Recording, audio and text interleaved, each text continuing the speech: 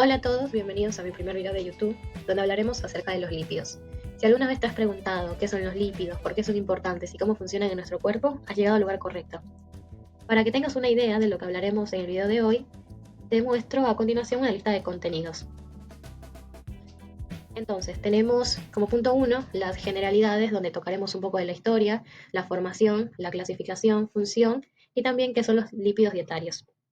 También hablaremos de la digestión y absorción de lípidos, asimismo el transporte de los lípidos, destino de los lípidos, el metabolismo de los lípidos, donde vamos a diferenciar al finalizar el video qué es una lipólisis, qué es una beta-oxidación y qué es una lipogénesis.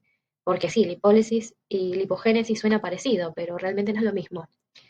También hablaremos un poco del colesterol, donde tocaremos el tema de su estructura, su función, la síntesis y también la excreción. Y por último, hablaremos un poco de las enfermedades asociadas a los lípidos. Entonces, para continuar en este viaje, hay que remontarnos un poco en el tiempo, para descubrir justamente la historia detrás de los lípidos. Entonces, acá podemos ver distintas figuras importantes que contribuyeron al estudio de los lípidos.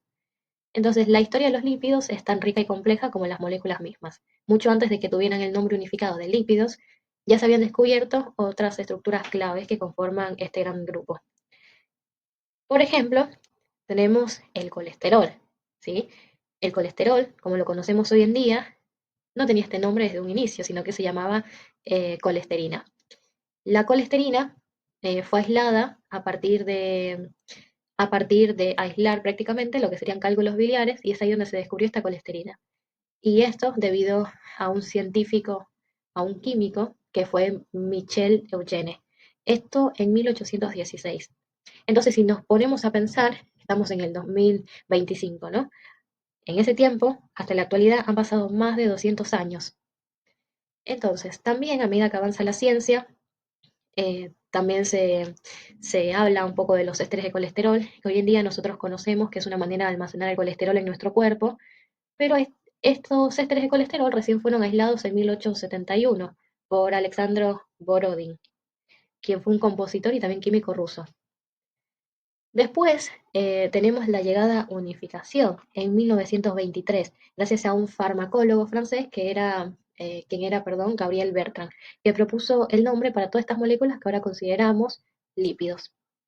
Entonces la investigación continuó a grandes pasos y ya para 1964 se les da el Premio Nobel de Fisiología y Medicina a Konrad Bloch y también a Leiden, justamente por sus descubrimientos sobre el mecanismo y la regulación del colesterol y el metabolismo de los ácidos grasos. Esto resalta la importancia fundamental de los lípidos dentro de los procesos biológicos.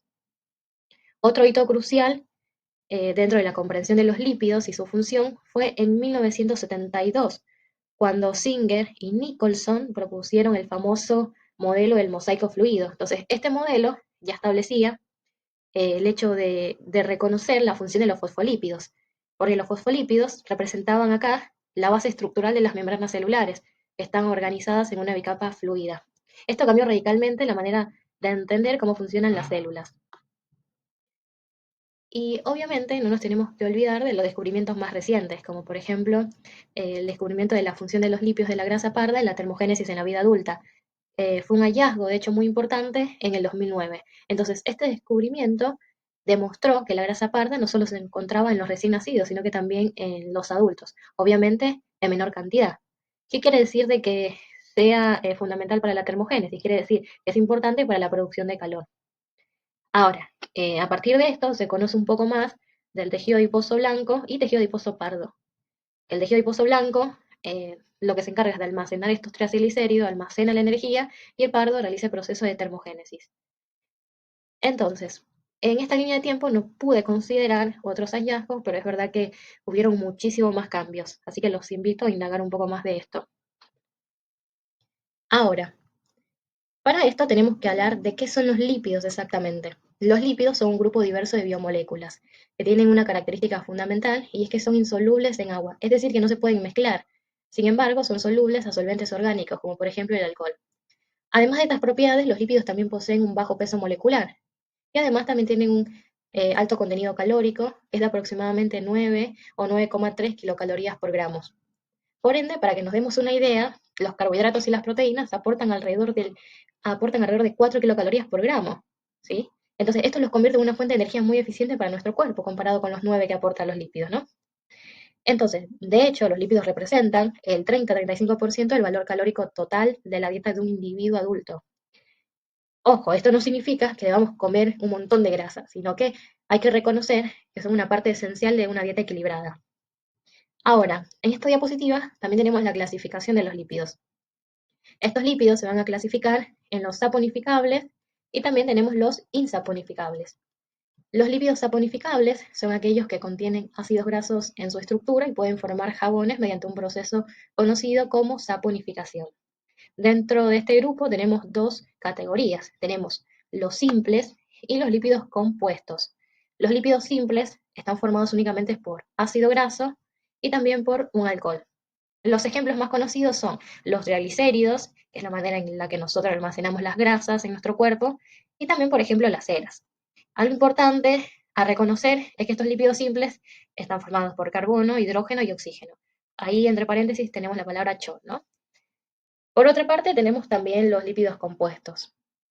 Estos, además de estar formados por ácidos grasos y también por alcohol, tienen otras moléculas más, por ejemplo, azúcar, fosfato y proteína.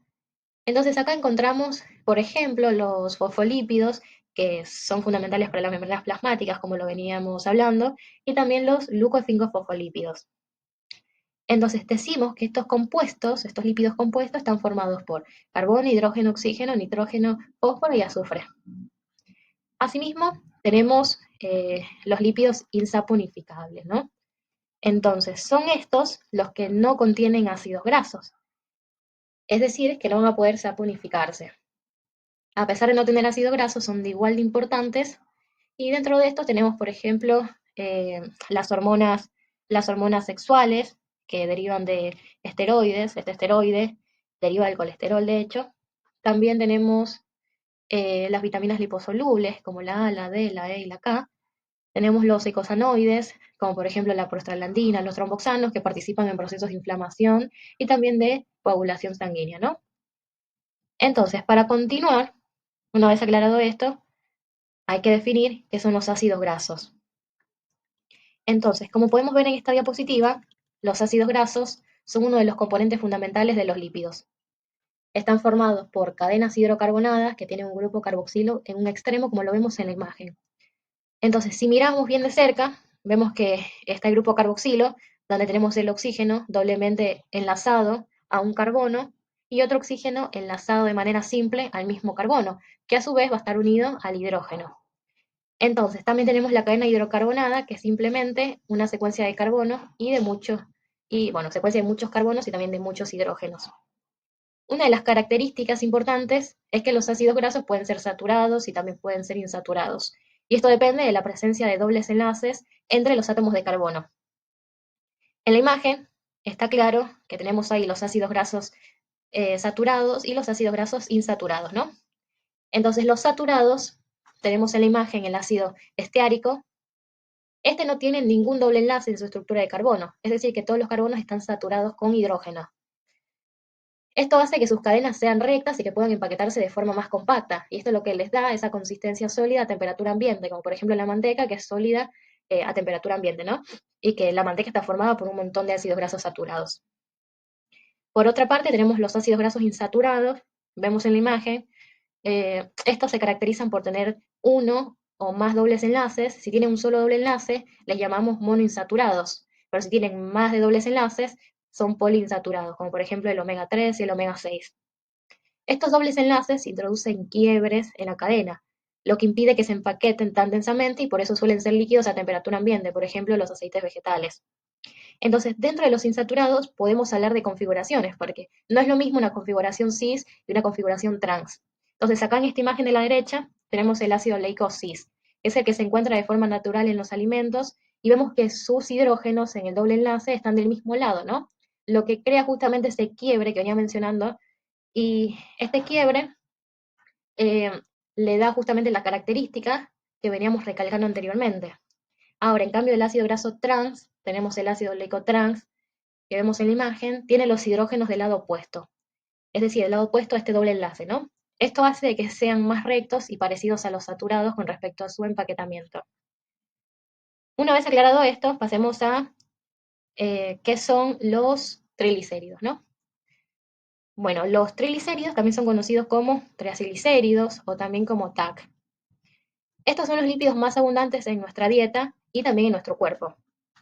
Como pueden observar en la diapositiva, en la imagen de la derecha superior, tenemos que el triglicérido está formado por una molécula de glicerol y tres ácidos grasos, los cuales están unidos por enlaces éster.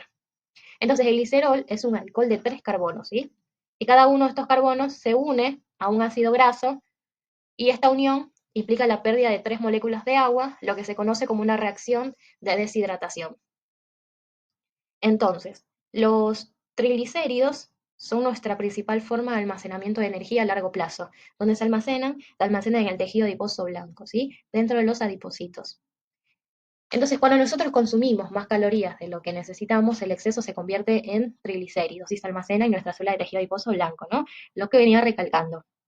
Entonces, también tenemos triglicéridos en la sangre, pero estos no pueden transportarse libremente porque son insolubles al agua. Entonces se transportan con lipoproteínas y de hecho sus niveles en la sangre eh, son indicadores que permiten reconocer el riesgo que tiene una persona, por ejemplo, de padecer una enfermedad cardiovascular.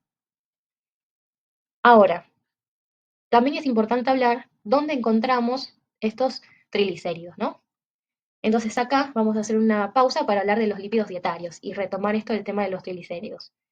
Entonces, algo que debemos de saber de los lípidos dietarios, que son los lípidos que nosotros ingerimos en una dieta, ¿no? Que de hecho, el 90% de lo que consumimos de lípidos son nada más y menos que triglicéridos, o también conocidos como TAC. Mientras que el 10% restante son otros lípidos importantes como el colesterol, los ésteres de colesterol, los fosfolípidos, ácidos grasos libres y también vitaminas liposolubles. Ahora, pensemos dónde encontramos estos triglicéridos o triglicéridos en nuestra dieta. En las diapositivas, bueno, en esta diapositiva ya tenemos algunos ejemplos.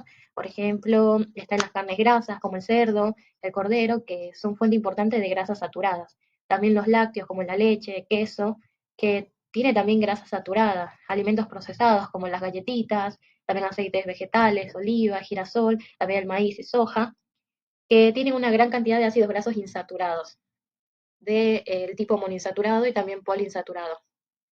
También están las grasas animales como las mantequillas, bueno, la mantequilla, el tocino, grasas de carne, que son ricas en ácidos grasos saturados. También tenemos los frutos secos, tenemos los pescados y mariscos, principalmente que estos son ricos en ácidos grasos poliinsaturados y están en su forma omega 3, ¿sí? Entonces, estos tienen diferentes beneficios. Por ejemplo, son importantes para la salud cardiovascular y cerebral y también ayudan o contribuyen con la reducción de la inflamación.